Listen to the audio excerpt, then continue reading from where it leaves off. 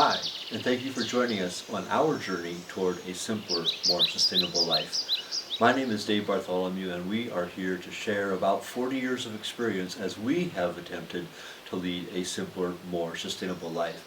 And today we're going to talk about an amazing technology that is definitely a good example of living a simpler, more sustainable life, and that is food dehydration. It's a technology that has literally been around for millennia. There's evidence of dehydrated food from archaeological diggings thousands and thousands of years ago, so it's far from a new technology. So my way of thinking about that is that old technology is a proven technology. We know its advantages and its disadvantages, what works and what doesn't work. And in the case of food dehydration, it works pretty doggone well. One of the great things about living a simple, more sustainable life is being much more in tune with the cycles of nature, the seasons of things. And it's wonderful that in the summer, which it is right now, it's warm outside. And not only that, but that's when the food that we want to dehydrate becomes available. And why that makes sense is that food dehydration involves heat. And it's a great time of year to put your food dehydrator outside where it's already warm and let the warmth of the climate actually help do the food dehydration. Yes, we've done it in colder periods of the year. We put our dehydrator in the house. It's a little bit noisy and it fills the house with wonderful smells of food dehydration, but it does take more electricity because we are having to heat the food up that way rather than partially relying on the heat of the sun. So make hay when the sun shines is the old adage, and a very similar one is dehydrate food when it's becoming ripe and when the warmth of the sun can help you do the process. So let's spend a little bit of time talking about what makes a good food dehydrator. There are probably hundreds of different options. Where we live, the natives would come up to this area and pick berries and lay them on the rocks and let the sun do the work. And then they use that for their food, among other things, in the winter. We've decided to use a little different technology. We do have a somewhat modern stainless steel electric powered dehydrator. And let me tell you some of the things that we look for in a good food dehydrator. One of them is the materials. We do this in part because it's a healthy way to preserve food and to eat, and it makes no sense to me to go to all this trouble to be healthy when we use materials that we know aren't good for us. A lot of food dehydrators use materials that our food comes in contact that are not healthy. And sometimes actually some parts of the screens that we put our food on ends up in that food. So pay attention to what the material is, particularly of the screens. In our case, we've gone with stainless steel, not only for the screens but for the container as well. And so I would really strongly recommend stainless steel screens.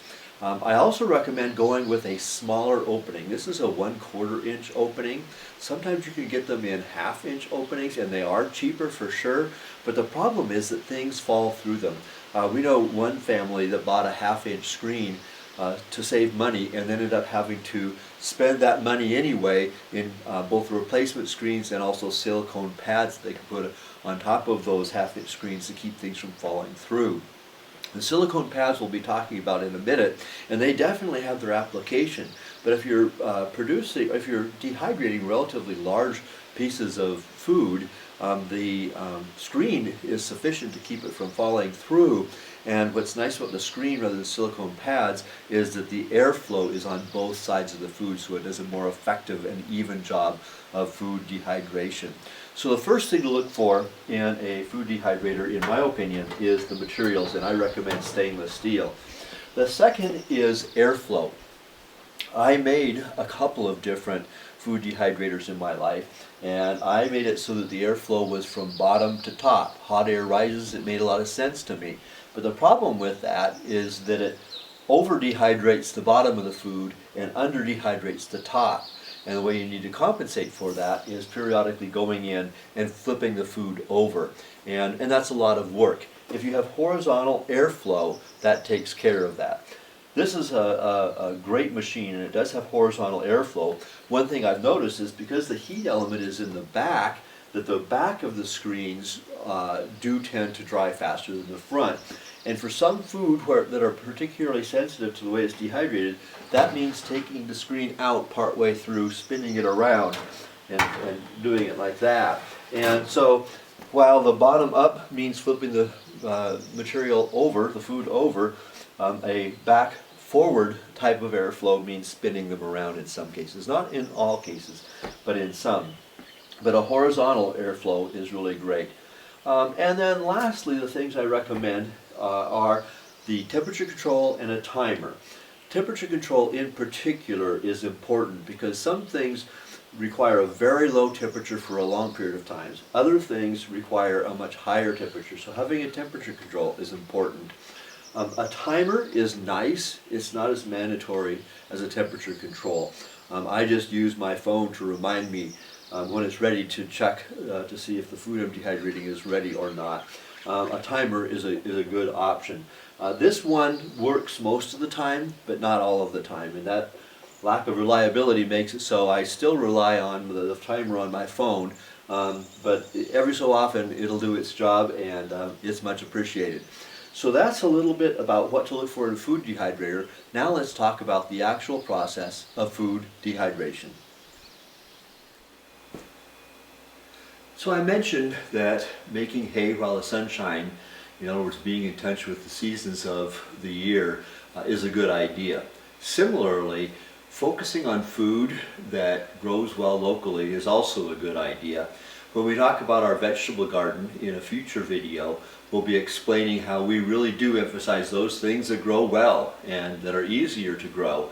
And we only occasionally will grow a plant that requires a fair amount of intervention to make it grow well here. And so when it comes to food dehydration, we not only focus on food that is coming right now, but we also focus on food that is local. The type of foods that are dehydrated are almost infinite. I mentioned that the natives dehydrated berries, and that would be a good thing to dehydrate. Recently, as in a couple of years ago, we discovered something that very few people seem to dehydrate, and it is an absolutely perfect food to dehydrate, particularly for us here in Washington State, and that is Walla Walla sweet onions. These guys right over here.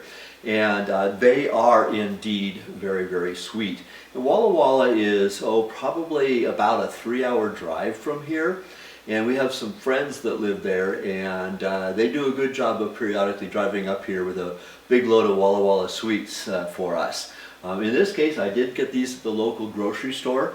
They just came on the market this week. They were on sale, so a pretty good price, and they are incredibly sweet. We first dehydrated them so that we could use them in the winter in our cooking, and that indeed does work. But what we didn't realize is just how flavorful they are. One of the things to be aware of is that when food dehydrates, the carbohydrates tend to turn to a sugar. So when you take something sweet, like a Walla Walla sweet onion, and you dehydrate it, it tastes like candy. After we made the first batch of Walla Walla sweets, we had a friend over, and I put these in a bowl, much like some people would put potato chips. And so instead I put freshly dehydrated Walla Walla sweet onions in this bowl and had him taste one. And his eyes just lit up, and he goes, "What is this? This is absolutely delicious." And I said, "Why don't you guess what that is and what the ingredients are?" And he knew it was an onion because the flavor is distinctive, but he assumed that we had coated it with sugar or syrup or agave or something like that. And I said, no, there's one word in the list of ingredients here. It's onions. It's as sweet as candy. It is absolutely delicious. So you can actually use it as a snack food. It's not unusual for us to put it in a bag and take it with us on a day hike for someone to nibble on.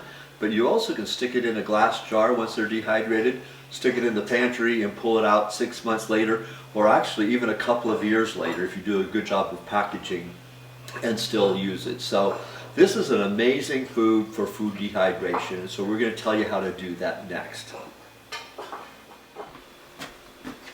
The technique we use in food dehydration is to expose the food on a maximum amount of surface area to moving warm air. And what that does then is it removes the moisture from the food over a period of time, usually from a couple of hours to 8 up to maybe maximum of 10 hours, depending on what it is you're drying.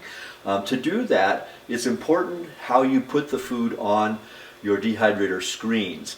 Because you're trying to maximize the surface area that's exposed to that air movement, you want to space it out.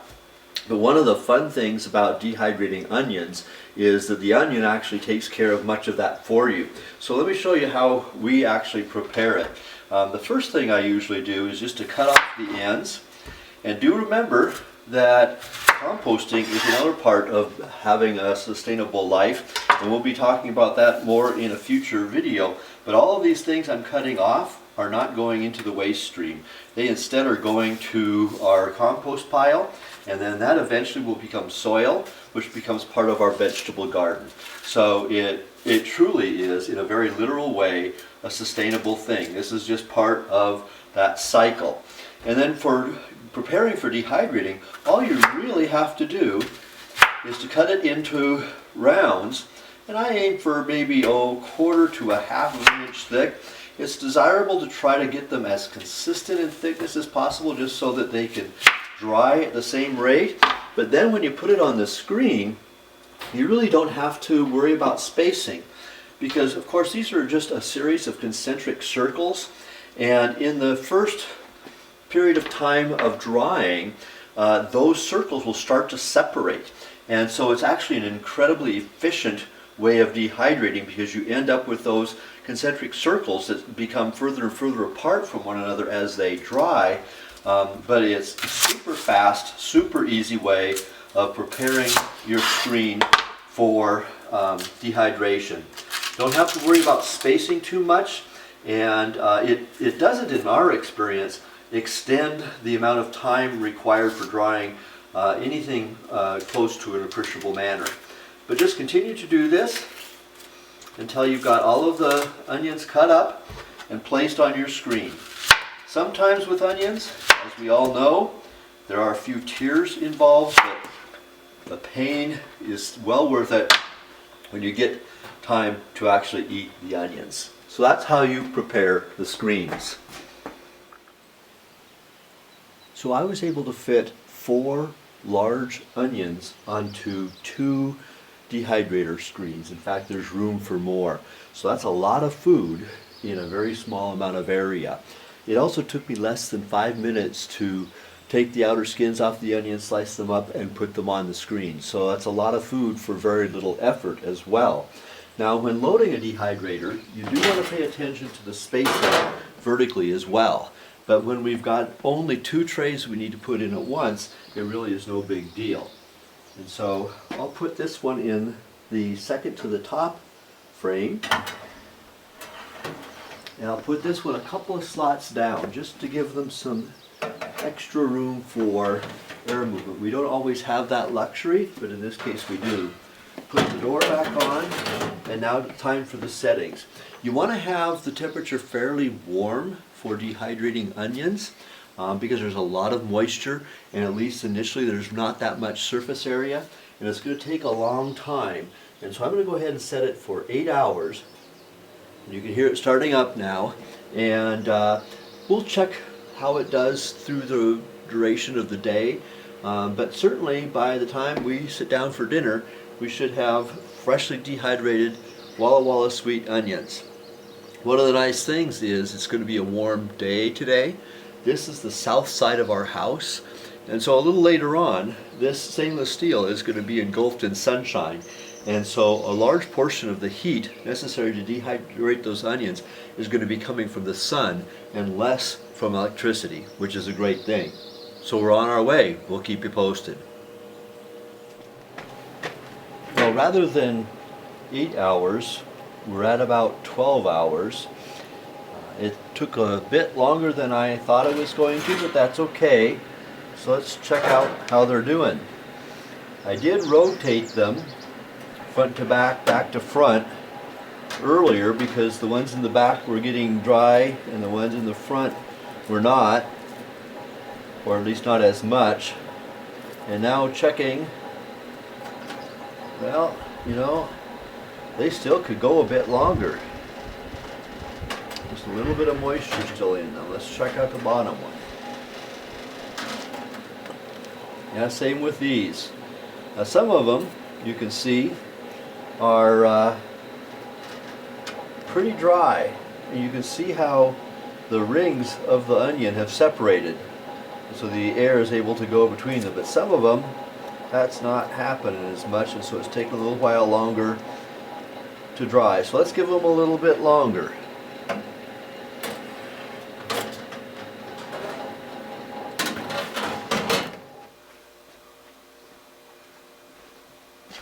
Well, there you have it. They're done. They're completely dry.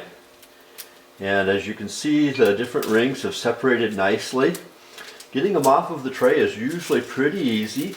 Every so often they stick just a little bit, but it doesn't take much to get them off.